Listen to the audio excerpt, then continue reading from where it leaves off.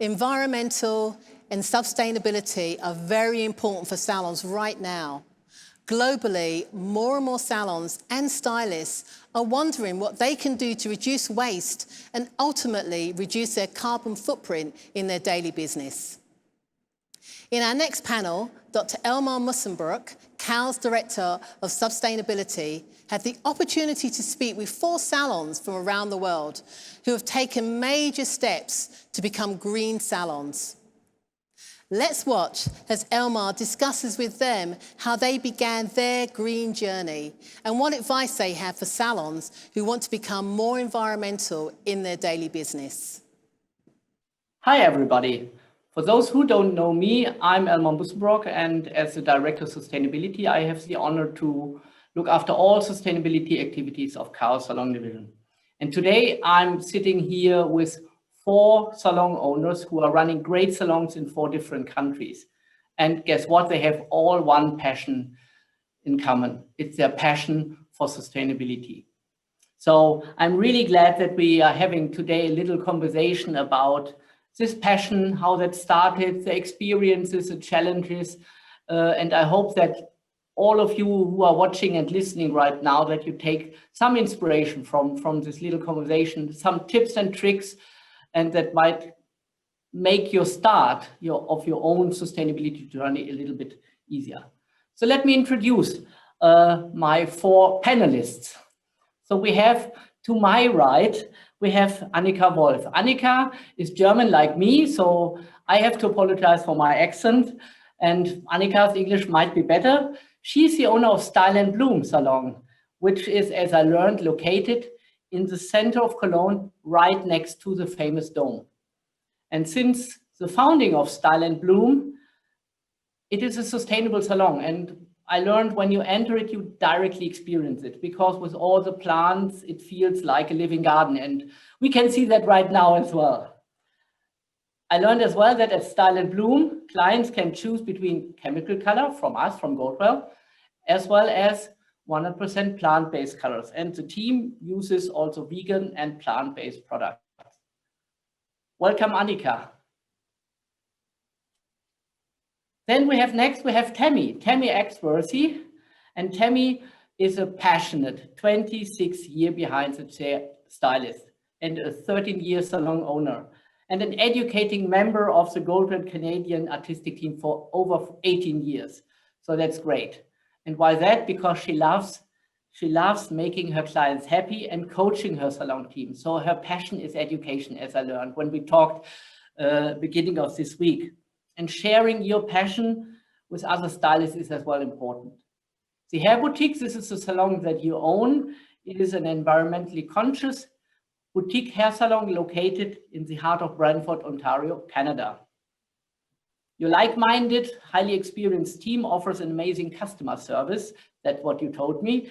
And obviously creating equally beautiful hair like yours right now, the purple, while, and that's important, recovering much of the salon waste to be repurposed and recycled. We definitely want to learn more about that later. Welcome, Tammy. Thank you. And then we have Irene from Norway.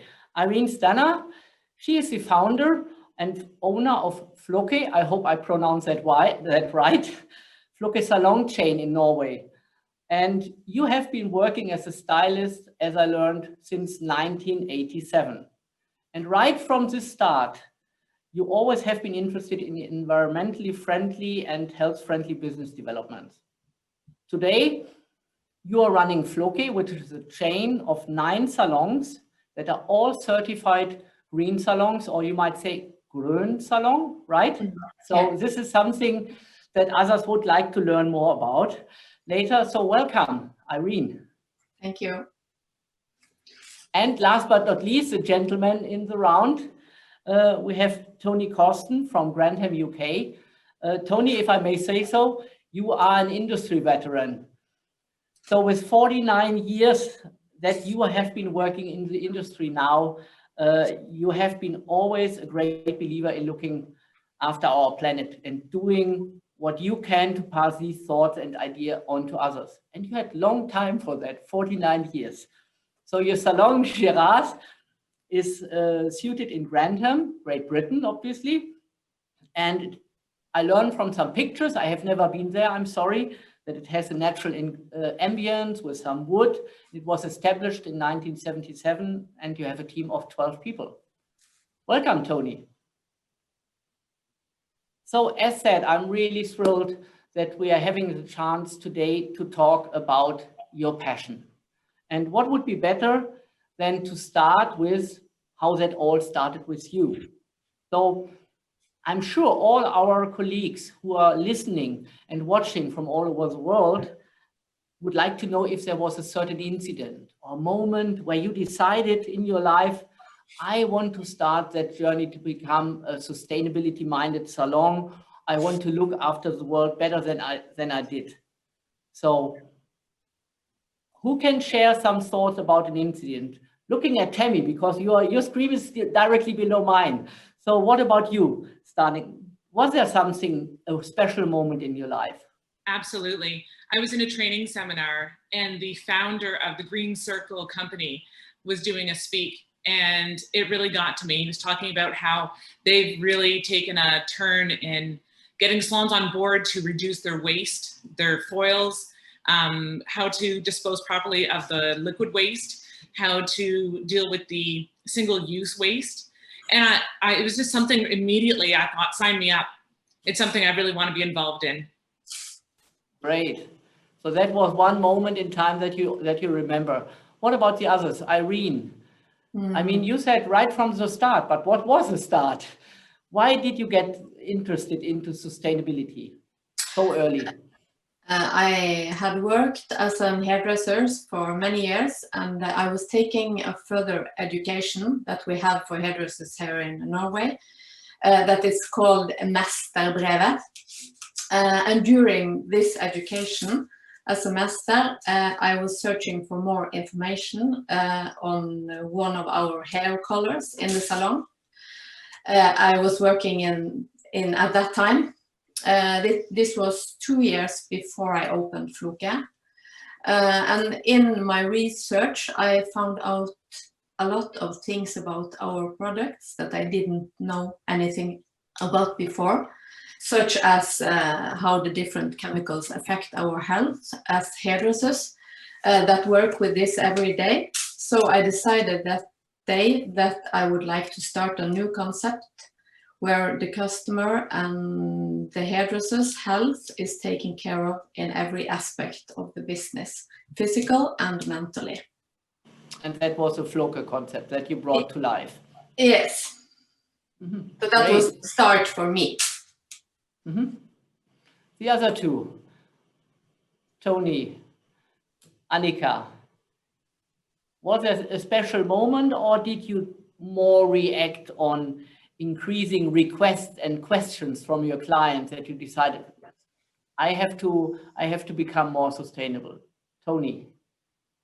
It actually started before I was even in the trade. I was classed as the weirdo at school that recycled bottles and cans in the 70s, early 70s. That was something that everybody sort of looked at me with a strange look, wearing my Rainbow Warrior t-shirt from Greenpeace. And it started then really when I was 14. And I took it into the business and tried to, very, very early on, even as an apprentice, tried to push that towards the company I trained with. That's interesting. It's been there for a long, long time. So you brought it into the business and the others found out during their business or during a training. What about you, Annika? What made you become a garden salon with Silent Bloom? Yes, I have to start a little bit from the beginning because I was born in Berlin. And yeah, that's a big city, you know, a lot of people, a lot of traffic, it's loud, but I love it also, it's creative. And we had also a garden. So you have to take the car and you need about 1 hour to reach it. And in this garden, we planted vegetables, we had fruit trees, we pick up mushrooms. So I learned from the childhood to taking care of environment and to live sustainable. And yeah, it was very easy. So I wanted to make my own salon. I was a salon manager for long years in a chemical hairdressing salon, I want to say. And so I go on to the bank, and the lady said, yeah, you know, we have about 600 hairdresser here in Cologne all over. And so it's very hard to get a loan for you. So I go at home and thought to myself, okay, what's my unique spelling point? And this is the thing where I connect this credit stuff and my childhood sustainable feeling wishes. Sorry for my German, for my English. That was the idea, to create an oasis in middle of the city. So that's why. And it's very cool because I get an area, I get a salon next to the cathedral in in Yeah, Cologne. that's perfect. Yeah, that's really perfect. And it's the unique spelling point. Yeah. And so your idea of creating an oasis, that convinced the bank manager to give you the loan. Because when you Google nature hair salon in Cologne especially, you get maybe round about 3 results, and you find mobile hairdressers or very old. I don't mean the age, but they look not modern enough. Yes, and they have maybe just the opportunity to have just plant-based color or just completely organic products, and this is not what people only want to. Maybe they want to have the choice. Great. So that now, as we know how that all started, and obviously there were different starting points for all of you, I think I'm 100% sure the people outside, they would love to learn more from you what it is mean or what it is like to run a sustainability-minded salon. What does it mean for you as a salon owner? What does it mean for your team or for your clients? So who would like to give us a little bit of view into your daily life of running a sustainable salon and where that might be different from a normal salon? Tell me. So we have all our bins in front of the wash stations so that when the clients are sitting there having a toning or having a shampoo, that they can see and look at all the information. And right on front of the box, it tells you what goes in that box. So the metals, it has the foils. We have the single-use items box, which is for if we do facial waxing or sticks, it goes into that box. Then we have plastics, and it tells you what kind of plastics. So many different types, it's wonderful. And then we also have our PPE recovery box. So our gloves, our masks, our shields can go in that box. And so clients have something to talk to us about also when we're there. So it's a great conversation piece. It draws clients right into the culture of our salon, which I think is also super important. And to be honest, as a stylist, it makes me really happy every day to see things going into that bin and not going into the garbage. We also have the cardboard box and paper box where everybody can put their paper in. So if they have paper cups or they have any kind of disposable. So we have that where clients can actually put their paper in there as well. And again, it's really great to see less and less go in. We only have 1 bag of garbage usually every week that goes out. And that makes me happy, makes our clients happy.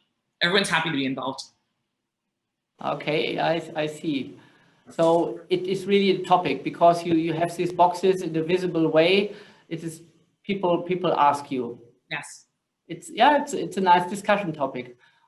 What does it mean for the others running a sustainable salon? Tony.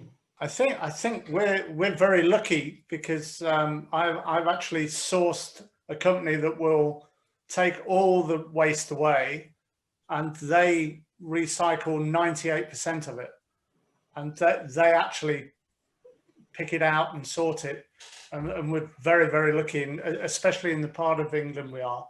That we've got a couple of companies that do that, and if they've got a trail of what happens to it, so you can actually look into it and make sure that it's not just all carted off somewhere else and put in Malaysia in a field or something like that. So we're very lucky we don't have to sort. They sort for us. So everything goes in separately, different coloured bags, which are compostable bags, which goes in a cart. They're carted off and then they're sorted by that company. So it costs a little more, but it works really well. So we're And is very that lucky that way. something, Tony, is that something that you tell your clients, or is it something where you just say, I want to do that because I want to care for the planet, but my clients don't know? They know how we feel, but it's not something I point out exactly. But if people ask, obviously, you know, we pass on the company name, because I passed it on to other people and they've started to use the company because of that. Whereas before it was, oh, just put it in landfill and it doesn't matter, we'll sort it. It's not your problem. And that was no good for me. I needed to know where it was going to end up. And again, as I said to you earlier about having the kids, a 15-year-old and 12-year-old twins, they're behind it as well, because, you know, every time you use something that looks as though it's going to be landfill, it's you're going to kill the turtles, you know, Dad. And they're really, that's their catchphrase if you're wasting something, and that really keeps your eye on the ball. So you could make that an advertising in your salons. We stop killing the turtles. Yeah, that's right. Okay. Is there anything else where your clients can feel about your mindset? I mean, do you have a big poster about Greenpeace warrior in your salon? I'm sure I used to, but not anymore.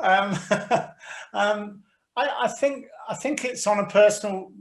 Everybody that works for me knows as they come into the business, and it comes into conversation rather than the big banner. And I think one of the things I've got written down to say for some of the other questions is sort of it's also a case of evolution rather than revolution. You know, you actually get the company to evolve into where we are, rather than suddenly from day one saying, right, that's it, we've got to do this, this and this. And I feel that not just in this side of it, but in all sides, I like this evolution into changing from one thing to another and researching it first and making sure you get it right, or as right as possible, but having a fluid plan to change things if it needs to be changed. So that means step by step in your salon, you went further. That's right. But, yeah, every time went further. You worked out whether some of the hype was not hype and it was true, and making sure it all made sense and was all totally real. Because there's a lot of people out there that, you know, put the green flag up and say we're green, and if you look a little deeper, they're not quite as green as they pretend to be. So that worries me. So this evolution, as you said, and you had that time because you grew up with this green passion right from the start. That is completely different with Style and Bloom, Annika. I mean, you opened your salon in 2019, and I'm sure once you opened it, it was sustainable or whatever. I mean, you made the concept first. How is that? Tell us a little bit more about your salon and what makes it sustainable. The first is to be sustainable. To be a sustainable-minded saloon means much to me, because it makes me feel balanced with myself in relationship to the environment, and that's a different feel to go to work. You know, it makes you feel better. And that's what the customer feel also when they visit me and see what's sustainable and can feel what's sustainable in our salon. And sustainability also means to me, I hope it's the right word, longevity or longevity. Longevity. Mm-hmm. Yeah, longevity. Oh, thank you. Because when you make the customer lucky in the thing, like you not want to have the fast money, you know, you have a black hair woman like me and she wants to get bleach like Irene and yeah, you can do it, of course, but it's not sustainable. for the hair, you know, Yes. taking care of the hair is also sustainable and makes the customer loyalty bigger. And that's what also means sustainable for me, the longevity. And the same you can copy to your employees, for example, when you have a pay or fair payment, or the way you handle your employees and the, I don't know the English name, please help me, Elmar, hierarchien? Hierarchy. Hierarchies, for example. Think about this. Do you need this boss thing? Or can you talk a little bit different about it? So this More is, on eye level, you say? yeah, so you know, so you can think about it. So, and yeah, things I have to, or my challenges, my biggest challenges were the waste separation, for example. I think Germany is very on top of this, but not every landlord has the perfect garbage cans, you know, you need to separate the waste, so you have to talk about. So I think there's more to do, for example. And what I think is interesting, what Tammy said, the foils. I look really hard for an alternative for foils. And did you find one? I use a lot this thermal paper from Goldwell. Yes, that's what we use a lot. But you cannot use everything, you know. Sometimes you need something what has more grip. So this is very hard for me. Maybe somebody has a nice idea for me. And let me look. Yeah, and I had the worries to find, for example, sustainable workers, you know? Yes. Because of the products I use. When you choose plant-based color, pure, 100% pulver, also powder, then it's not so easy to find someone who's brave enough to learn new things. It's a different way of coloring, yeah. Yeah, especially when you have a lot of years experience and then start new. So they have to be brave, and it's not easy in the moment to find good employees in Germany. So that was a question for myself. But you said, Elmar, I founded 2019, March, and since 2 months I have 2 more employees. So we are 3 hairdressers now, and yeah, they are perfect. And it's not hard to find good employees. They want to learn, and they want to be also sustainable, and they check it that this industry or our branch is not the most sustainable. Yeah. That's an interesting aspect because younger people, when they start the hairdressing profession, they have this mindset that Tony was talking about his children. They have this natural, sustainable mindset. And yes, there is a different passion that they want to grow in that, and that can be perhaps even a reason why they join your salon. I know that it's very difficult to get people. And I would like to learn from Irene, because Irene, you have 9 salons in Norway, and your training is as well very important, and your team is sustainability minded and experienced. Was it difficult for you to find the right team members that fit into your concept? Tell us a little bit more about this. Yes, that has maybe been the biggest challenge, I think, because when you work with hair colors that don't are the same as they used to, that they have learned at school, it becomes a lot of challenging things that they don't feel safe, and they just have to believe in the concept. And if it's too difficult, they just don't want to do it because they don't want that big challenge. So we have been working a lot with building up their confidential and their knowledge, of course. So we have quite a big education program that they have to learn a lot of stuff before they start working in our salons. And I think that has been maybe the most challenging thing for us.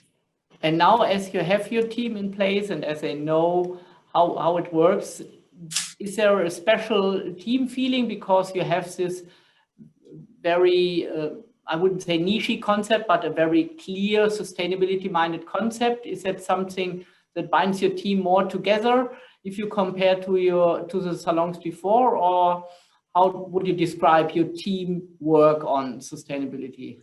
I think that since all of my staff have had all these challenging things, and they have had the courage to just stay in it, it has built up a quite strong team feeling, and they are very proud of what we are doing, and I think the customers also can feel that.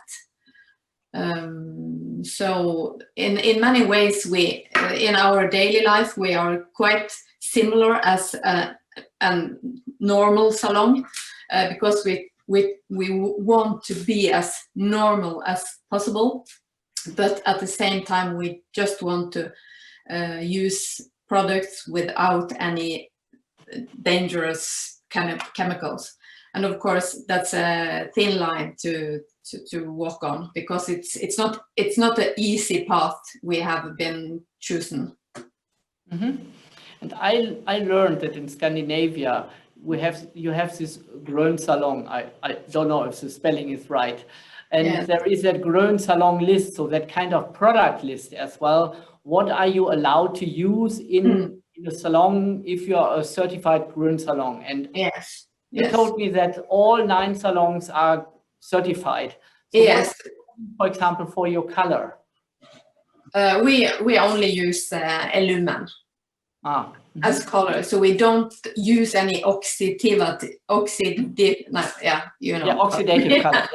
Yes, colors at all. We only use that, and we have tried to use some plant colors, but my stuff like aluminum best, and I think that that gives us at least the best result, and it's easier to work with than the plant color. And also the Norwegian consumer, if they are not quite ready for only plants.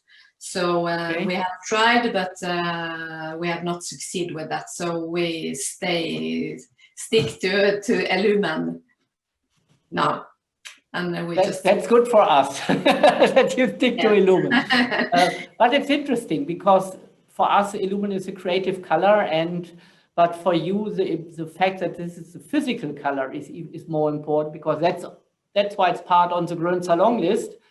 It's non-oxidative. It doesn't have any allergens or substances which can cause allergies. So that's why you're choosing aluminum color. Okay, I got that. I would like to learn a little bit more about challenges, because I'm sure that the colleagues who are watching us, if they want to start their journey, some might be really hesitating if they should do it, because they might not be able to take their team along. If you look for a new team like Annika, that's different. You have to find the right people. But is there anybody who can share a little bit of the experiences, what was easy for a team to take it along and what might have been harder or more difficult? Did you need to convince people, your team members? Tammy. In North America, it's really quite simple. You have to contact your cow sales consultant and tell them that you want to sign up with Green Circle, which is the recycling program that separates, picks up, and repurposes, recycles all the salon waste. So you just have to contact Goldwell. You can also go on their website, Green Circle Salons, and do your research and take a look and see if it's something that you're interested in. I think in this industry, it's really important to also understand, like, change is really good. Everything's always changing in our industry. So when you're forward thinking and you've got an attitude that you embrace the change rather than been, set back from, oh, I don't know what change, I think you just kind of have to dive in. One of the biggest challenges we had, and a little bit of a fear, to be honest with you, because I get excited about change at the same time. You're like, oh, okay. So am I going to remember where to put everything? Am I going to remember what the plastics are? I'm going to remember where this is. Am I going to remember to put that in? Because I don't want to mess up it takes so little time to actually get on board. And after a while, you just get it. It doesn't take much time at all. Okay. Any other who experience difficulties to get their team, to take their team along on the journey? I think the best thing to do is to lead by example. I was actually really fortunate just this month to have a new team member join us.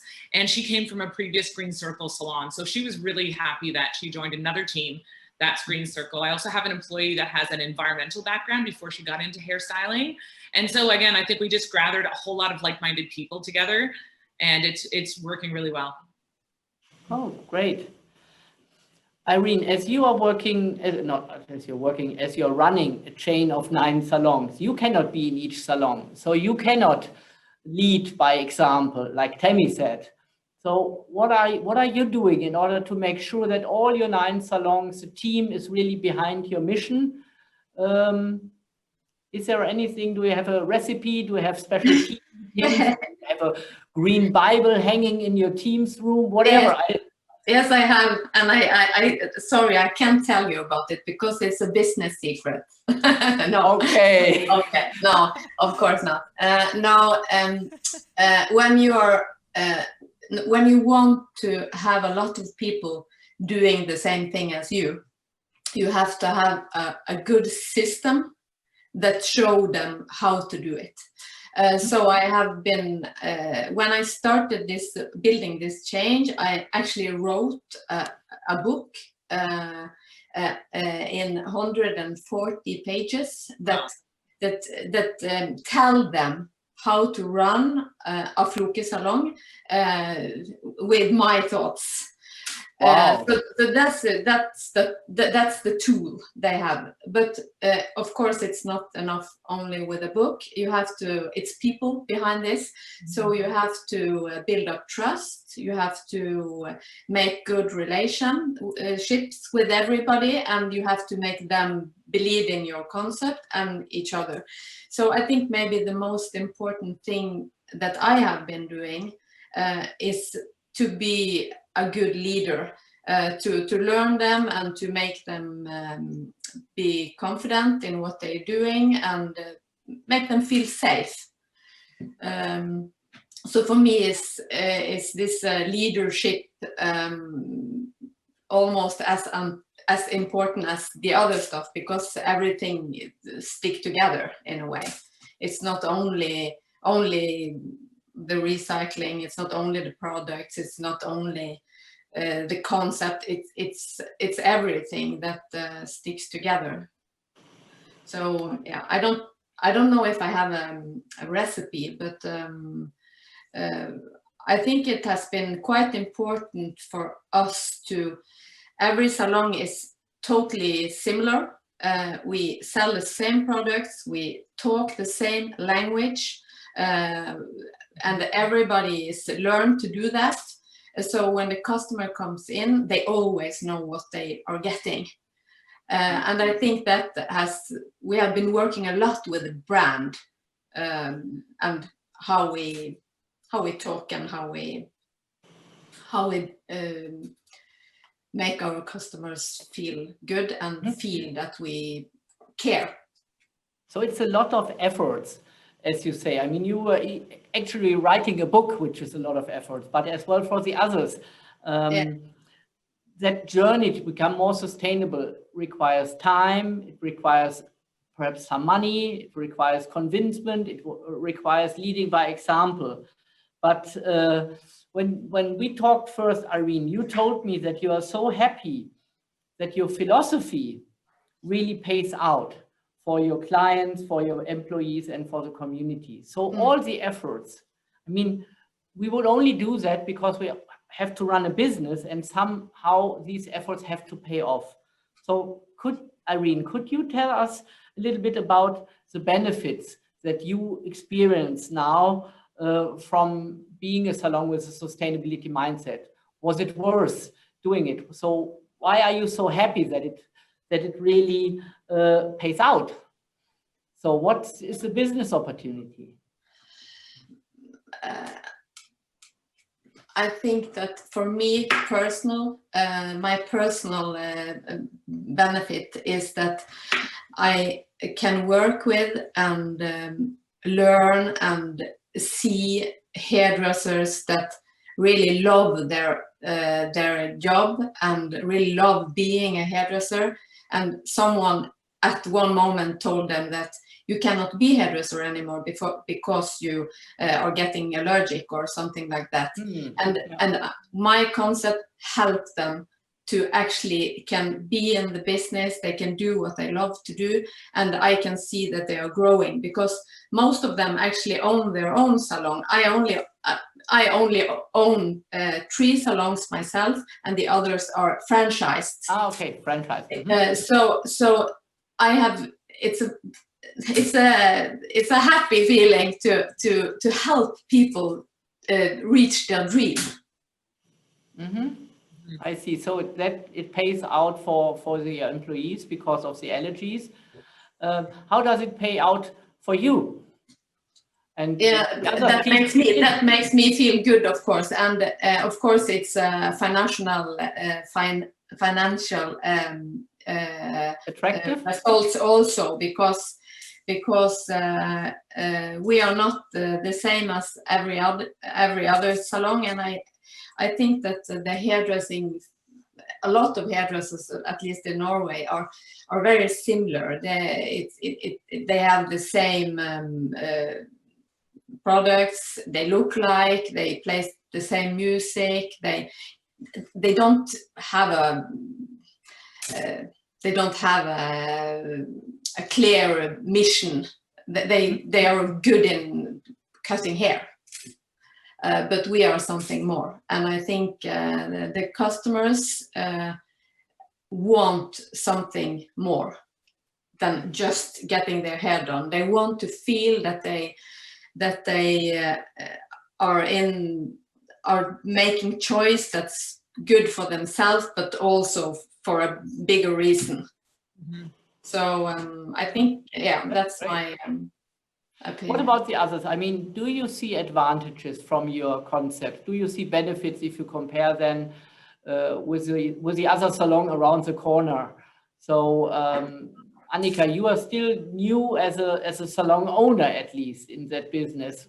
What is your experience? Does it pay out, or is it? I mean, I see you all are passionate about sustainability, but does it pay off? At the end of the day, we need to make money, or is it a burden? I think people outside will be highly interested to learn about that. To see what are the current needs. Also, do you want to ask more? No, we couldn't hear you at the beginning. That's why I was. Also, test. Can you hear me now? Yeah, we can hear you. Perfect. So, what was important for me is to fulfill the needs and to see what are the current needs of the customer, and that what the employees also see, because you asked before what is our experience to help our employees with this experience to be sustainable and work with other vegan products also. So when the hairdressers and yourself check or realize that you fulfill needs, then of course you can sell more, and you get more new customers. So you have these. Please help me, Elmar. Empfehlungsmarketing. Oh, this is marketing by recommendations. Thank you. It's like a fire, it burns by themselves. And especially in this century. So, of course, it's all about calculation. And when you have these new sustainable thoughts with separating waste or using not this normally aluminum foils or different things, or you need more time to have to show your passion and have a nice talk with this hair customer, then you have first calculate, of course. Great. So I see it can pay off. It can create more loyalty. It can give you different clients. It can keep keep your staff involved, and because this aspect is for younger people becoming more and more important as well. So I hope that your examples give some inspirations to salons outside who are watching now. I mean, probably perhaps 40,000 stylists might be watching us, which is a lot. And I hope that this is inspiring them perhaps to start their own journey. And this is actually where I would like to finalize this session with. You have done this journey already. For some, the journey was longer, like Tony. For some, you are right jumping in, like Annika. For some, you are even going into franchise. But you have already, let's say, partly accomplished that journey. The journey never ends. But what would you recommend to your colleagues who might want to start their journey? Where should they start with? What could make the impact? How to get going? I mean, these are the questions that they might have and that might hold them back as well from doing it. So I need your tips for them. Please shoot. They can come to me and I can help them. Good one. Okay. So come to Norway. I can start more Floke salons all over the world if they want to have some help from me. Become part of the Floke team. And is there a tip as well for those who want to try on their own outside of your concept? So, because you are passionate, so where should they start? They have a salon and they might join you in 5 years, but where can they start now? I think my best tips is that I think it's important to build a concept that the customers and the employees understand and believe in, and be truthful to that. I think that's the easiest and maybe the most difficult, but I think that's maybe the most important thing. You have to make your own concept and make your concept, that strategy, and make sure that the concept is different. Yeah, that's a good one. Tony. Yeah, I'm following on from that. I always say to my staff, be a shepherd, not a sheep. You know, lead, don't follow, and try things out and move forward that way. And that goes with this as well. Do a bit of research, look at what other people have done. But if it doesn't suit your ideal, change it and make it yours rather than just following somebody else. Great. Tammy, do you have a tip for the others watching and listening us now? Absolutely. I'm going to touch a little. I agree with Tony and Annika's concepts. I also think it's really important to partner with the right companies that join your vision, that want to help you accomplish your goals, to join with team members that want to help you build your business and that have like-minded attitudes and goals. So finding, like working with Cow and my sales rep, where it's a great partnership. I like to build partnerships with my clients, build partnerships with the companies that I work with. They help you with your business, you help them, they help you. It's a great partnership. Great, and we want to help you more in the future on this. Right. Annika, any tips for those who want to get started? Yes, I think when you don't want to change your concept, for example, just the philosophy, then take little steps like what kind of power I use in my hairdressing salon. You can change into nature power. It's easy, everybody can do it, and it's not more expensive. Sometimes it's cheaper. And there's even energy from Greenpeace. You can buy Greenpeace energy in Germany. Yeah, I have it from my area, from Cologne. So you can also look there. Or for example, which cleansing supplies you use for your dishwasher, washing machine, hand soap, cleansing the wash basins, you know. You have this toxic steam comes in your nose every evening when you clean your wash basins. So you can have sustainable stuff, ecologically, yes. Ecologically stuff. Thank you, Alma. I'm so sorry. So no, that's fine. Yeah, and also I agree with Tammy, which color I use and what is the mindset of the company I'm in relation with, and also reduce waste by using gloves you can use more often than one time. Yeah. Oh, what ideas you have? Watch your waste. Partner with Green Circle salons or watch your waste individually. Yeah, great. Yeah, simple things. We are coming to an end of this session, and as some of you said, partnering with the right companies. I just would like to close. For those of you who have been with us at Global Zoom in Vienna last year, there we have given you, our salon partners, all of them, 2 promises for the coming years. First, that we want to step-by-step reduce the environmental footprint of our products and services at your level. This is where the waste starts. So that's important for us. And the second thing is, and I heard the word partner very often today, we want to take our partnership concept to a new level by integrating sustainability into that.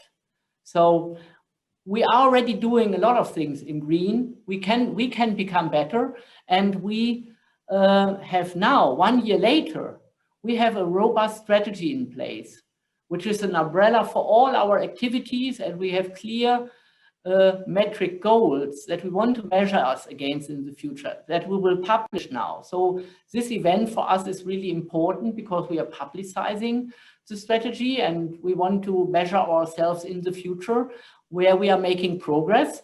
That might be in some areas, and in some areas we might make less progress. But it is mission, and it is a journey, and it is a journey that we can only take as a manufacturer with you, our salon partners. And because of this, because of the fact that this is a joint mission, your experience, your insight, your inspiration is so important to inspire other salons outside to start their own little journey, and the journey that we want to support in the future as much as we can. So I would like to thank you so much for talking a little bit about your business, sharing your inspiration, sharing your expertise, and especially your passion with all the colleagues watching. And I hope that this will plant seeds in the heads of many hairdressers to start their own journey. And if this happens, then this panel session was a success. So I wish you all good luck and a prospering business for the future with your green concepts. And let's continue our joint mission to make the world a little better. Thank you. Thank you. Thank you, Elma.